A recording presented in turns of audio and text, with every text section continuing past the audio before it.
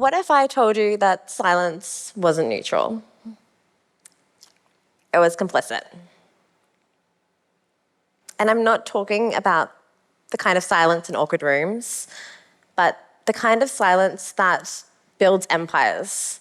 It fractures families and it can hold communities hostage. I know this from the deepest place. I am a survivor of child sexual abuse. And I spoke of things that no child should endure. The adults didn't protect me. When I raised alarms, I was taught that silence was protection. It was a form of safety.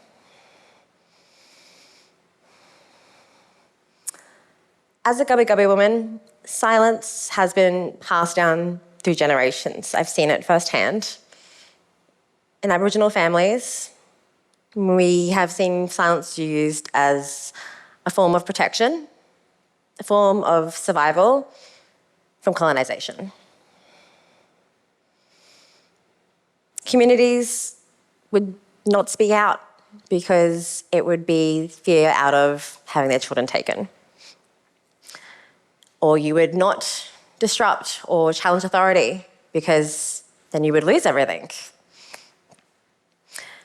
When a family learns that form of survival silence, it gets embedded into their bones. The that I'm offering you today. Silence isn't protection. It's a weapon. And when you see silence this way, you can't unsee it. I grew up in a world where I learned to scan rooms as a child. I learned to read adults' faces like weather forecasts. I learned that being a good girl, it meant being a quiet one. But what I learned as well from that is that what I thought I was doing, silence as a form of safety, was actually just keeping them safe. So with that, we have institutions, governments, and legal systems that now use NDAs, gag orders to protect abusers and institutions. We, as people, are silenced into agreeing to a payment and then never speaking of it again. Imagine being a child or an adult or someone in care, experiencing something so horrific, and then being told, here's a check, sign away, never speak of it again, and then times that by thousands. You begin to see the cost. Unfortunately, this isn't unique. Adults experience this, whistleblowers experience this, we are seeing children experience this.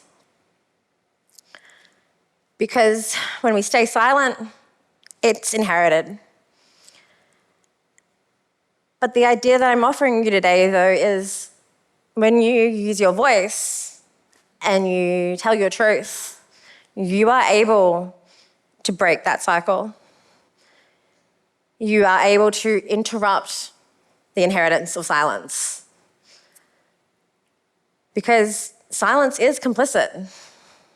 When we break that silence, we do more than speak. We break spells.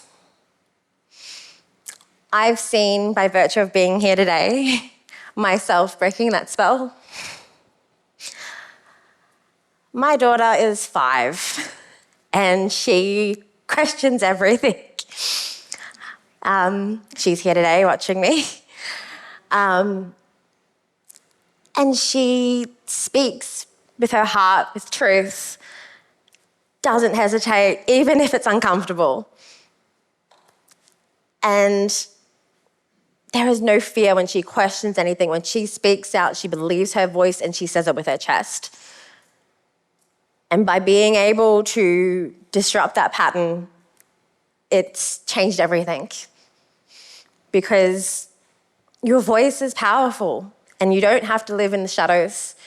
You get to speak, you get to feel safe again. And I think as a society, we have been scanning rooms for far too long. And I really think it's now time that we start shaking the rooms. Thank you.